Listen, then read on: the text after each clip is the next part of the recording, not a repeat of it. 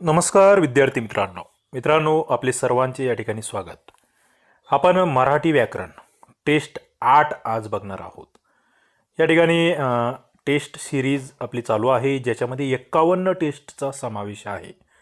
काही मित्रांचा मेसेज येतो की आम्हाला जुन्या झालेल्या टेस्ट भेटतील का? यस, याच्या आधी ज्या ज्या टेस्ट झालेल्या आहेत त्या सर्वांच्या तुम्हाला PDFs त्यांच्या व्हिडिओ लिंक तुम्हाला तुमच्या व्हॉट्सअपवर पुरवण्यात येईल. ज्यांना या ठिकाणी अजून ॲडमिशन करायचे असतील ते या नंबरवर मेसेज करू शकतात. कारण की आपण काय करतो आहोत, बऱ्याचशा लिंक्स या प्रायव्हेट केलेल्या आहेत. बऱ्याच जणांना जुन्या टेस्ट काही दिसत नाही आहे, तर त्यांनी या ठिकाणी व्हॉट्सअप मेसेज करावा. त्यांना या मराठी व्याकरणच्या टेस्ट सिरीजला प्रवेश घेता येईल. बघा, आजची टेस्ट थोडीशी वेगळी होती आपली. आपण एक संकीर्ण स्वरूपाची, ज्याला आपण मिश्र म्हणतो आहोत, अशा स्वरूपाची टेस्ट ठेवलेली होती. या ठिकाणी म्हणजे सगळ्या टॉपिकवरील एक प्रश्न, अत्यंत महत्त्वाचे असे 25 प्रश्न कव्हर करण्याचा प्रयत्न मी केलेला आहे. चला तर सुरुवात करूया. प्रत्येकाकडून अपेक्षा आहेत, प्रत्येक जण काहीतरी उत्तरं देण्याचा प्रयत्न करतील असं मला या ठिकाणी एक तुमच्याकडून अभिप्रेत आहे. पहिला प्रश्न आपला आहे म्हणजे प्रश्न 1 ते 3. या ठिकाणी एक उतारा मी दिलेला होता. एक वेगळी सुरुवात या टेस्टची होती. याच्या आधी आपण उतारा कधी टाकला नव्हता. मात्र काही वेळेस तुम्ही जर बघितलं, पोलीस भरती असेल, MPSC असेल, सरळ सेवा, काही परीक्षांमध्ये उतारा आणि त्यावरील प्रश्न विचारलेले आहेत. ओके, 3 प्रश्न खाली आहेत, त्यांचे उत्तर द्यायचे आहेत. आता पहिला मुद्दा मला तुम्हाला या ठिकाणी स्पष्ट करायचा आहे, तो म्हणजे उतारा वाचून जे प्रश्न सोडवायचे असतात ते 2 पद्धती असू शकतात. एक म्हणजे आधी उतारा वाचा, नंतर प्रश्न सोडवा. दुसरं म्हणजे आधी प्रश्न वाचा, नंतर म्हणजे ते उतारा वाचून त्याचे उत्तरं द्या. माझं थोडंसं टेक्निक वेगळं आहे. माझं म्हणणं असतं की आधी तुम्ही प्रश्न वाचा. म्हणजे प्रश्न वाचल्यावर तुम्हाला कळेल की अरे मला 3 प्रश्न आहेत, कोणत्या मुद्द्यांशी निगडित आहे. आणि उतारा वाचताना मग त्या प्रश्नांची उत्तरं तुम्हाला लगेच त्या ठिकाणी क्लिक होतात. बघा, आधी आपण प्रश्न बघूया नेमकी काय आहेत आणि त्याच्यानुसार उतारा वाचून त्याची उत्तरं देण्याचा प्रयत्न करूया. कशा पद्धतीने त्या उतार्याचं वाचन केलं पाहिजे, कशा पद्धतीने त्या प्रश्नाची उत्तरं योग्य स्वरूपात दिली पाहिजे, हे आपल्याला या ठिकाणी समजून घ्यायचं आहे. पहिला प्रश्न काय आहे की दुसऱ्यांची सुखदुःखे समजून घेण्यासाठी आपले मन कसे असावे.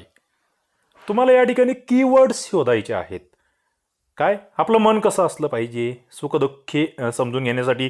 तुमच्या लक्षात आलं की प्रश्न याच्यावर आहे, मग ते उतारा वाचताना तुम्हाला त्या ठिकाणी क्लिक झालं पाहिजे. दुसरं, विधायक या शब्दाचा कोणता विरुद्धार्थी शब्द उतार्यात आलेला आहे. बघा, विधायक याचा विरुद्धार्थी शब्द, मग तुमच्यासमोर ऑप्शन्स आहेत, ते तुम्हाला वाचून घ्यायचे आहेत. आता अशा प्रश्नांची उत्तरं आहे ना मित्रांनो, थोडंसं तुम्हाला आता या ठिकाणी बरेच जण काय करतील, चला विधायकचा विरुद्धार्थी आपुलकी, तीव्रता, क्रोर्य आणि विघातक. या ठिकाणी डायरेक्टली 2चं उत्तर तुमचं काही जण काढण्याचा प्रयत्न करतील की चला विघातक आहे, विधायकचा विघातक, ओके मान्य आहे. मात्र काही वेळेस त्या उतार्यामध्ये त्याचा उल्लेख नेमका तोच आहे का, ते बघणं गरजेचं आहे. त्याच्यामुळे आधी डायरेक्टली त्या प्रश्नाचं उत्तर न देता उतारा वाचूनच त्या उत्तरावर यावं असं माझं मत आहे. पुढे तिसरं काय होतं की विघातक भावनांची तीव्रता नाहीशी कशी करता येईल, असा एक प्रश्न होता जो उतार्यावरून आपल्याला ओळखायचा आहे. म्हणजे तुमच्या लक्षात आलं, विघातक भावना हा एक कीवर्ड तुम्ही घेतला, दुसरा विधायक हा कीवर्ड घेतला, आणि तिसरा मनाची स्थिती हा कीवर्ड घेतला. ओके, आता आपण उतारा वाचूया. थोडंसं वेळ घेतोय मित्रांनो, मुद्दाम थोडंसं स्लोली तुम्हाला कशा पद्धतीने पुढे जाता येईल ते सांगतोय. उतारा वाचन हा स्पीडमध्ये असला पाहिजे. आता याच्यामध्ये कोणाचा किती स्पीड आहे त्यावर हे डिपेंड असणार आहे. ज्यांचं वाचन स्पीड चांगलं आहे त्यांची उत्तरं पटकन सुटतील. बघा, संवेदनशील माणसाचे मन इतरांची सुखदुःखे सहज जाणू शकते. इतरांना झालेल्या वेदनेनेही त्यांचे मन कळवळते. या वृत्तीमुळेच माणसांची हृदये जोडली जातात. आपल्याला जे पहिल्या प्रश्नाचं उत्तर पाहिजे होतं ना, ते मला वाटतं एकदम सुरुवातीलाच मिळणार आहे. कारण की आपल्याला मन बघायचं होतं. ओके, त्या संदर्भातला हा मुद्दा इथे कव्हर होतोय. आपण बघू, यावर जाऊ. पुढे, माणसे एकमेकांच्या सुखदुःखामध्ये वाटेकरी होतात, एकमेकांसाठी त्याग करायला तयार होतात. त्यामुळे आपुलकीची भावना तयार होती. बघा, आपुलकीची भावना. समाजात आनंदमय वातावरण असण्यासाठी सर्वांच्या मनामध्ये एकमेकांविषयी आपुलकीची भावना निर्माण व्हायला हवी. काय म्हणतोय मी? समाजात आनंदमय वातावरण, त्याच्यासाठी आपुलकीची भावना. आणि त्यामुळे मग द्वेष, मत्सर, हिंसा, क्रोर्य, स्वार्थ इत्यादी विघातक भावना अशा वृत्तीची तीव्रता आपोआप नाहीशी होईल. बघा, विघातक, मला वाटतं आपल्या एका प्रश्नाचं उत्तर इथे भेटतं आहे. माझ्याप्रमाणेच समोरच्या माणसालाही भावभावना आहेत याची जाणीव निर्माण झाली की माणसं एकमेकांशी प्रेमाने वागू लागतात. ज्यांनी व्यवस्थितपणे उतारा वाचला त्यांना या ठिकाणी अडचणी येणार नाहीत. बघा, दुसऱ्यांची सुखदुःख समजून घेण्यासाठी मन कसे असावे? दुःखी, स्वार्थी, संवेदनशील, आनंदमय. या ठिकाणी उत्तर जर तुम्ही बघितलं, एकदम सुरुवातच आहे, सुरुवातीचा शब्द आहे संवेदनशील मन. संवेदनशील माणसाचे मन इतरांची सुखदुःखे सहज जाणू शकतात. उत्तर तुमचं भेटलेलं आहे संवेदनशील. दुसरा प्रश्न तुमचा जो होता विधायक, त्याच्या संदर्भातलं उत्तर तुम्हाला इथे विघातक या शब्दात भेटतं आहे, उतार्यात उल्लेख आहे. आणि तिसरा जो प्रश्न होता त्याचं जर बघितलं तुम्ही तर विघातक भावनाची तीव्रता कशी नाहीशी करता येईल त्या संदर्भात तुमच्याकडे उत्तर या ठिकाणी तयार आहे. ते म्हणजे एकमेकांशी प्रेमाने वागू शकतात, आपुलकीची भावना तयार होऊ शकते, ते या ठिकाणी आपल्याला उतार्यामध्ये दिसतं आहे. बघा, एकमेकांविषयी आपुलकीची भावना तयार झाली पाहिजे. काय? एकमेकांविषयी आपुलकीची भावना तयार झाली पाहिजे, ते उत्तर या ठिकाणी 3 नंबरचं. म्हणजे उतारा कसा वाचायचा, त्यावरील प्रश्नांची उत्तरं कशी द्यायची, एक थोडक्यात आपल्या लक्षात आलेलं आहे. आधी प्रश्न वाचले बेस्ट आहेत. दुसरी पद्धत आहे, आधी उतारा वाचून तुम्ही प्रश्नांची उत्तरं शोधू शकता, तेही चुकीचं नाही आहे. प्रत्येकाची आपली वेगळी एक पद्धती असू शकते, माझी मी तुम्हाला सांगितली. पुढे 4 नंबरचा प्रश्न, प्रणिपात या शब्दाचा समानार्थी नसलेला शब्द कोणता? बघा, प्रणिपातचा अभिवादन, निमंत्रण, प्रणाम आणि वंदन. आता या प्रश्नाचं उत्तर येण्यासाठी प्रणिपात म्हणजे काय हे ज्याला माहीत आहे त्यालाच हे उत्तर जमेल. प्रणिपात करणे, एखाद्याला प्रणाम करणे, एखाद्याला वंदन करणे, एखाद्याला अभिवादन करणे, याला आपण प्रणिपात असं म्हणतो. मग वेगळा शब्द कोणता? तर तो निमंत्रण. निमंत्रणाचा आणि प्रणिपातचा काहीही संबंध नाही. ओके, म्हणजे एखाद्याला प्रणाम करणे, वंदन करणे, अभिवादन करणे याच्यासाठीचा हा शब्द आहे. हे एकदा कळालं की या प्रश्नाचं उत्तर बरोबर येतं. पुढे 5 नंबरचा प्रश्न, बे या उपसर्गाने पुढीलपैकी कोणत्या शब्दाचा विरुद्धार्थी शब्द तयार होणार नाही? बे, अक्कल, बेअक्कल होतो का? आबरू, बेआबरू होतो का? लायक, बेलायक होतो का? चव, बेचव होतो का? नियमात बसणारा. तर या ठिकाणी अक्कलचा बेअक्कल होतो, आबरूचा बेआबरू होतो, चवचा बेचव होतो, मात्र लायकचा बेलायक होत नाही. म्हणून 3 नंबरचं ऑप्शन जे आहे 5चं 3 हे या ठिकाणी बरोबर आहे. पुढे 6 नंबरचा प्रश्न, कबड्डी हा खेळ खेळण्याकरिता दम आणि ताकद तेवढ्याच प्रमाणात असणे आवश्यक ठरते. या वाक्यात किती अशुद्ध शब्द आहेत ते निवडायचे आहेत. बघा, वाक्य तुमचं कुठून सुरू होतंय? कबड्डीपासून. कबड्डी इथून सुरू होतंय ठरतेपर्यंत. आता तुम्हाला व्याकरणदृष्ट्या शुद्ध शब्द ओळखणं गरजेचे आहे. कबड्डी म्हणाल, बरोबर आहे, हा बरोबर आहे. खेळ बरोबर आहे, खेळण्याकरिता बरोबर आहे. मात्र खेळण्याकरिता, करितामधील मित्रांनो हा जो री आहे ना तो रस्व पाहिजे होता. पहिला शब्द चुकला. दम बरोबर आहे, आणीचा निरस्व पाहिजे होता, चुकला. ताकद पाहिजे होता, ताकद त नव्हे ताकद, तो तिसरा चुकला. तेवढ्याच ढ पाहिजे होता या ठिकाणी, ढगाचा. प्रमाणात न नळाचा नव्हे न बाणाचा पाहिजे होता. आसने नव्हे असणे पाहिजे होता. म्हणजे बघा 1 2 3 4 5 6, 6 नंबरचं उत्तर येतं आहे 3. 6 शब्द व्याकरणदृष्ट्या अशुद्ध आहेत असं आपल्याला म्हणावं लागेल.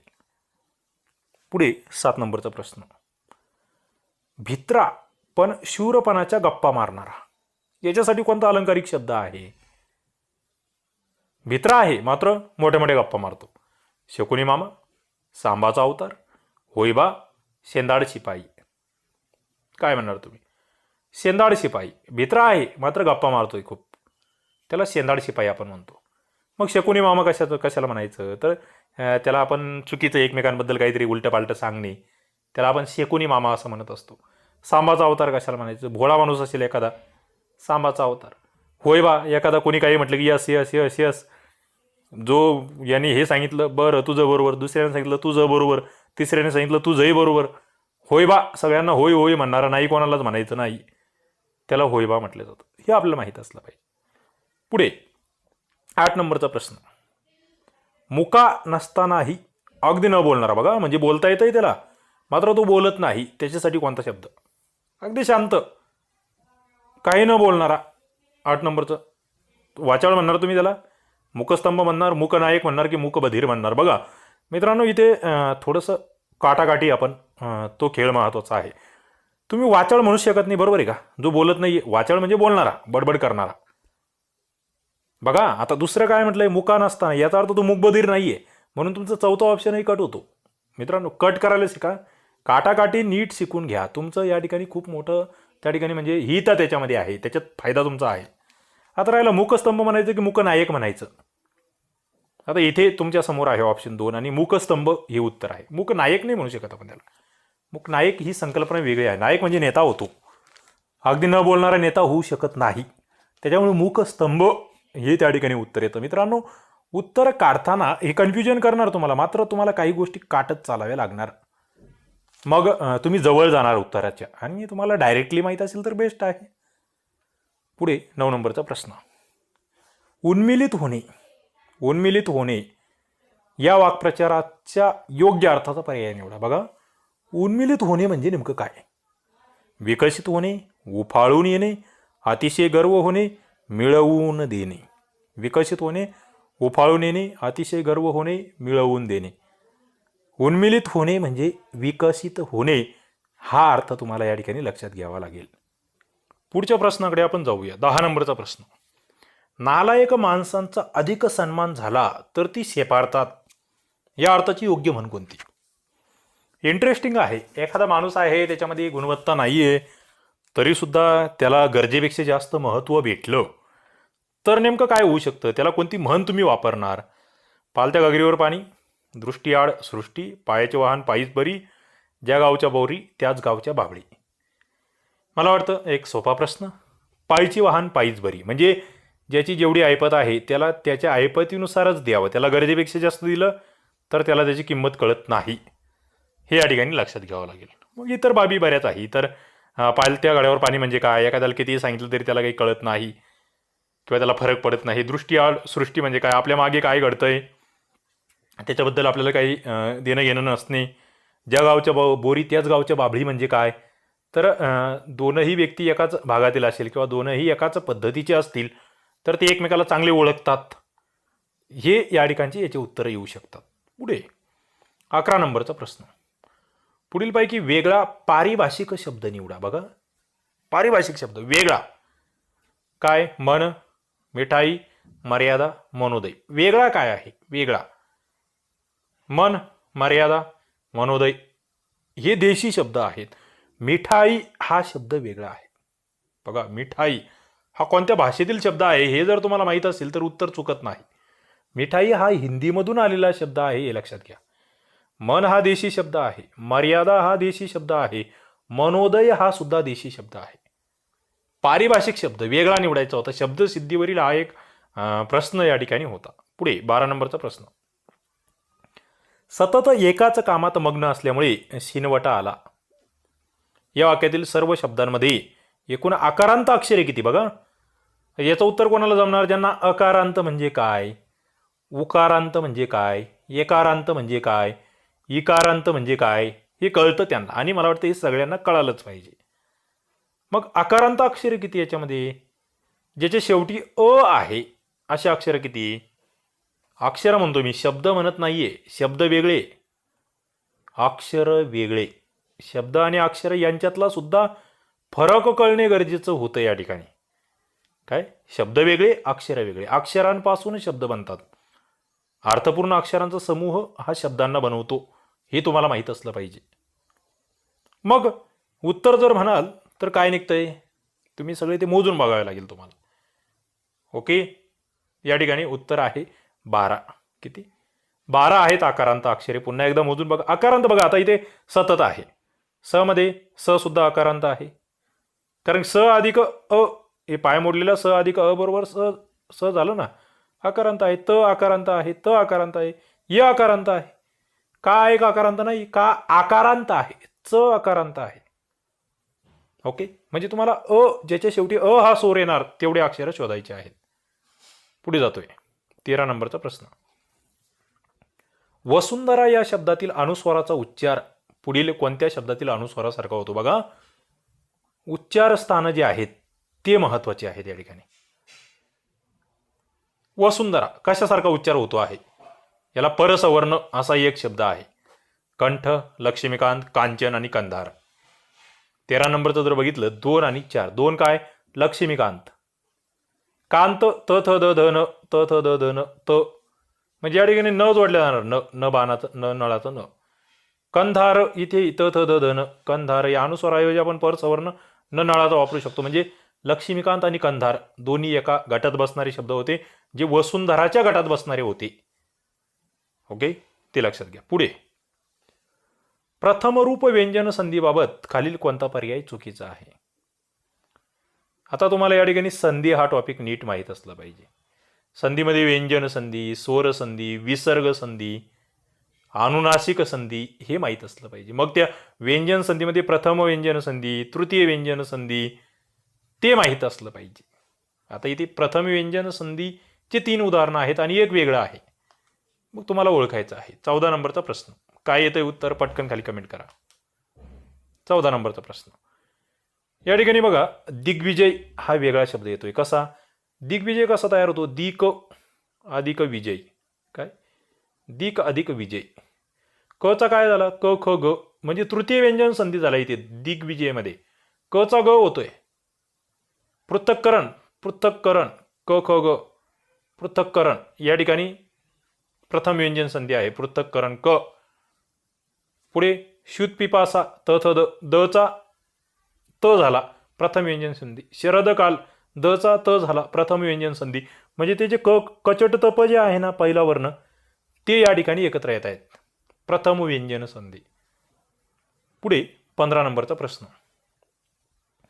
त्याचे बोलणे मला पटत नाही.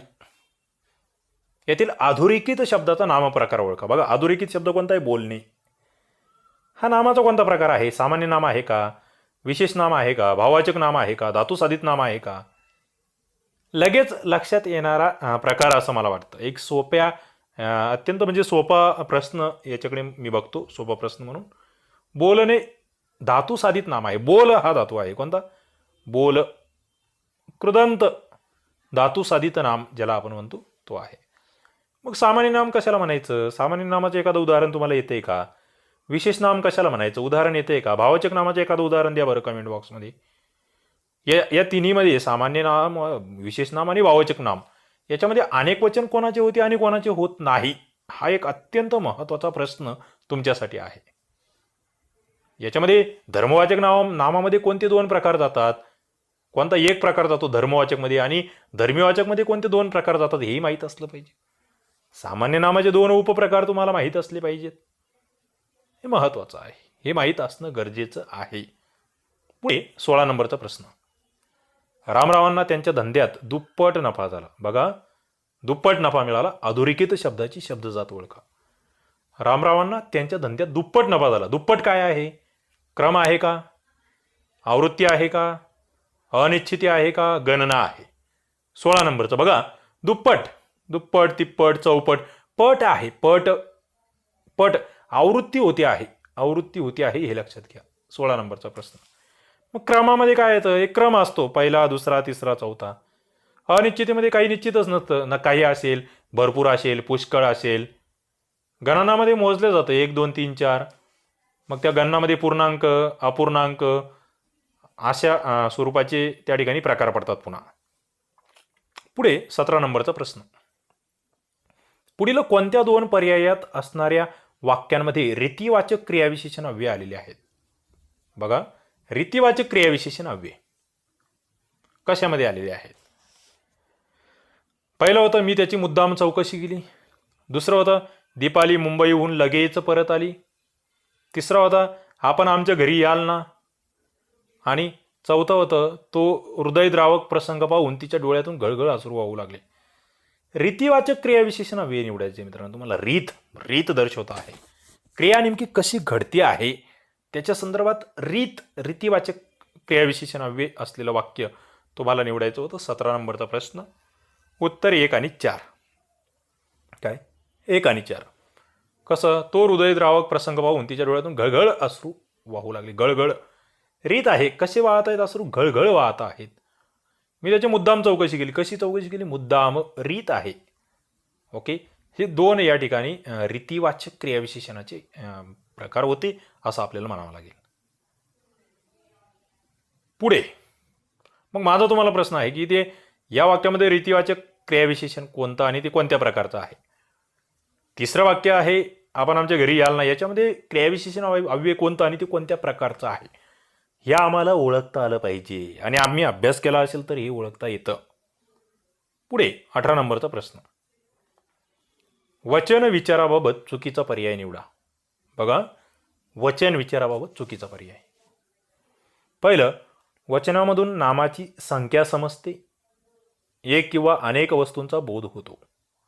एकतर नामाची संख्या किती ती समजते. दुसरं, नाम एक आहे की अनेक आहे हे समजतंय.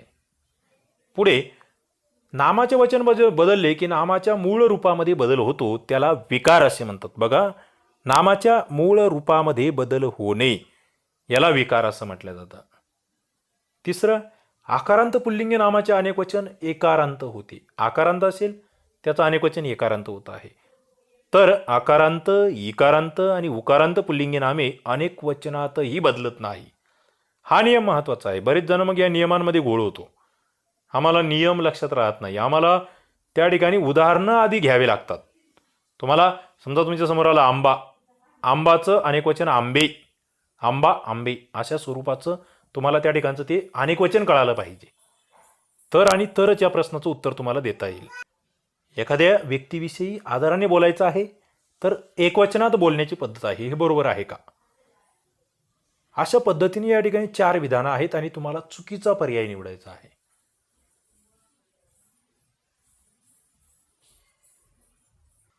इथे मित्रांनो 4 नंबरचा पर्याय चुकीचा आहे. कारण की आपण जर एखाद्या व्यक्तीशी आदराने बोलत असेल तर आपण ते अनेक वचनात बोलत असतो. म्हणजे मी म्हटलं की बाबा ते डॉक्टर येत आहेत, म्हणजे एकच डॉक्टर आहेत, मात्र तरी मी त्यांना काय म्हटलो, ते डॉक्टर.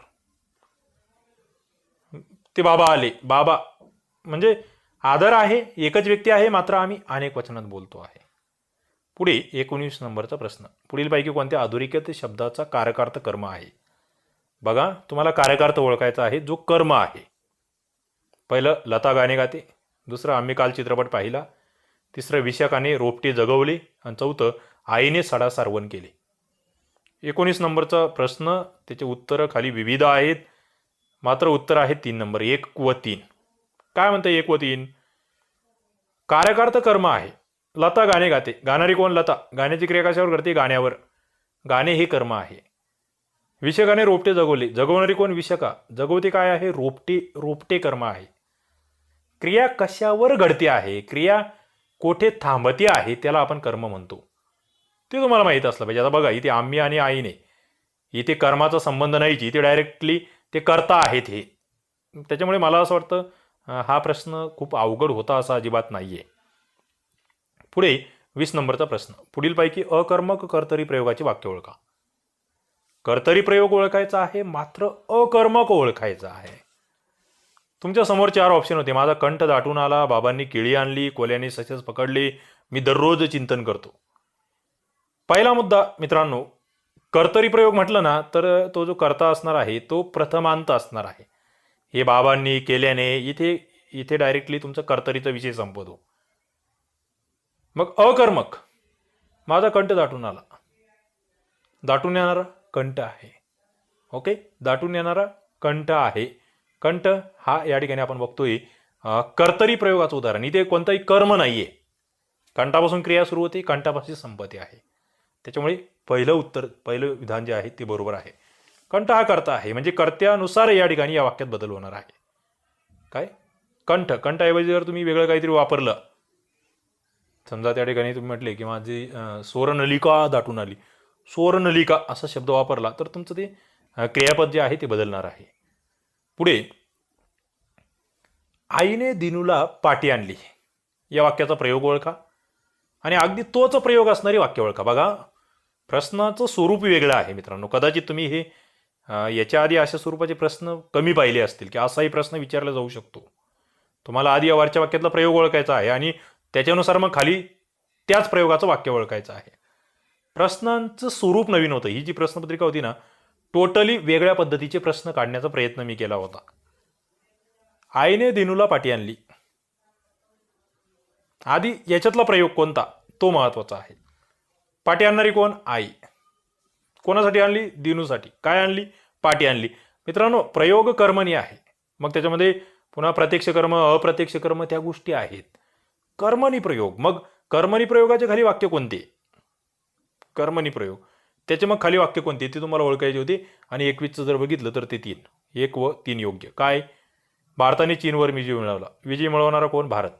कोणावर मिळवला? चीनवर. काय मिळवला? विजय. चीन प्रत्यक्ष, विजय अप्रत्यक्ष कर्म. म्हणजे द्विकर्मक अशा स्वरूपाचे वाक्य आहे कर्मणी प्रयोग. मी आई चित्रपट पाहिला. पाहणारी कोण? मी. काय पाहिला? चित्रपट. कोणता पाहिला? आई. या ठिकाणी कर्मणी प्रयोग आहे, हे लक्षात घ्या. 1 आणि 3. पुढे 22 नंबरचा प्रश्न. पुढीलपैकी कोणते विधान योग्य विरामचिन्ह वापरून लिहिलेले आहे? बघा, योग्य विरामचिन्ह असलेलं विधान कोणतं? तुमच्या समोर ऑप्शन्स होते. अरेच्या किती सुंदर चित्र आहे असं म्हटलेलं आहे. अभय तू इकडे ये. आपण काय बोललो याचा विचार करावा. मी घरातून नुकताच बाहेर पडलो आणि भूकंप झाला. मित्रांनो, या ठिकाणी फक्त पहिलं विधान होतं. अरेच्या म्हणजे जो उद्गारवाचक शब्द आहे ना, त्याच्या पुढे लगेच उद्गारवाचक चिन्ह असलं पाहिजे, हा आम्हाला नियम सांगतो. तर त्या नियमात बसणारं उदाहरण फक्त पहिलं होतं, ते आपल्याला माहीत असलं पाहिजे. पुढे 23 नंबरचा प्रश्न. शब्दांचा संक्षेप करून जो नवीन जोड शब्द तयार होतो त्या नवीन जोड शब्दाला काय म्हणतात? बघा, शब्द आहे त्यांचा संक्षेप आपण करतो आहोत आणि त्याच्यापासून नवीन जोड शब्द तयार करतो आहोत, त्याला काय म्हणायचं? समास, प्रयोग, सामासिक शब्द की जोडाक्षर? मित्रांनो, जेव्हा शब्दांचा संक्षेप होतो आहे आणि नवीन जोड शब्द तयार होतो आहे त्याला म्हणायचं सामासिक शब्द. ओके. प्रश्न याच्या आधीही हा विचारला गेलेला आहे, मात्र थोडीशी वाक्यरचना वेगळी होती. 24 नंबरचा प्रश्न. तनु त्यागिता कीर्ती मागे उरावी, मना सज्जना हेची क्रिया धरावी. अलंकार ओळखा. अलंकार सोपाच होता, मात्र उदाहरण नवीन होतं. आम्ही अशी उदाहरणं वाचलेली नसतात. आम्हाला 1-2 पुस्तकांच्या बाहेर काही माहीत नसतं. मात्र उदाहरण कसंही येऊ द्या मित्रांनो, उरावी धरावी. यमक जुळतो आहे, विषय संपला. यमक अलंकार. मग उपमा केव्हा असतो? तर उपमामध्ये सम, समान, सारखे, जसे, तसे, सदृश्य असे शब्द आले पाहिजेत. उत्प्रेक्ष कसं केव्हा असतो? तर जणू असेल, गमी असेल, वाटे भाषे की असे शब्द आले तर उत्प्रेक्ष अलंकार असतो. हे आम्हाला लक्षात ठेवावं लागेल. श्लेष केव्हा असतो? तर एका शब्दातून 2 अर्थ व्यक्त होत असेल तर तेव्हा श्लेष अलंकार असतो, हे आम्हाला लक्षात ठेवावं लागेल. पुढे 25 नंबरचा प्रश्न. सदा सर्वदा योग तुझा घडावा, तुझे कारणी देह माझा पडावा. हे टिंबटिंब वृत्ताचे उदाहरण आहे. याचा अक्षरगण वृत्तामध्ये समावेश होतो. बघा, वृत्त कोणतं? त्याचा प्रकार आहे अक्षरगण वृत्त. याच्या प्रत्येक कडव्यामध्ये 4 चरण असतात. प्रत्येक चरणामध्ये 12 अक्षरं असतात. गण य य य य असतात. यती 6व्या अक्षरावर येतो. हे सगळं असलेलं ते वृत्त कोणतं? ज्याचं उदाहरणही आहे सदा सर्वदा योग तुझा घडावा. मला वाटतं अत्यंत गाजलेलं असं हे उदाहरण भुजंग प्रयात या वृत्ताचं आहे. य य य य भुजंग प्रयात. ओके. 6व्या अक्षरावर येते आहे. 12 अक्षरं प्रत्येक चरणात आहेत. प्रत्येक चरणाच्या कडव्यात 4 चरण आहेत आणि एक अक्षरगण वृत्त आहे. ओके. सदा सर्वदा योग तुझा घडावा, भुजंग प्रयात हे वृत्त या ठिकाणी आहे. तर अशा पद्धतीने मित्रांनो या ठिकाणी आपण बघतो आहोत मराठीचा हा एक वेगळ्या स्वरूपाचा पेपर मी काढला होता. तुम्हाला नेमका कसा वाटला मला कमेंट बॉक्समध्ये कळवा. ज्यांनी टेस्ट दिली आहे त्यांनी व्हॉट्सअपला कमेंट्स केल्या तरी सुद्धा चालेल आणि या ठिकाणी सुद्धा तुम्ही करू शकतात. चला, अशाच पद्धतीने आपण पुढे जात राहूया. अजूनही नवीन विद्यार्थी असतील ते या ठिकाणी जॉईन होऊ शकतात. त्यांच्यासाठी डिस्क्रिप्शनमध्ये व्हॉट्सअप नंबर आहे, त्यावर तुम्ही मेसेज करू शकतात आणि सगळ्या PDF सगळ्या व्हिडिओच्या लिंक्स तुम्हाला त्या ठिकाणी भेटून जातील. या ठिकाणी मी थांबतो. धन्यवाद.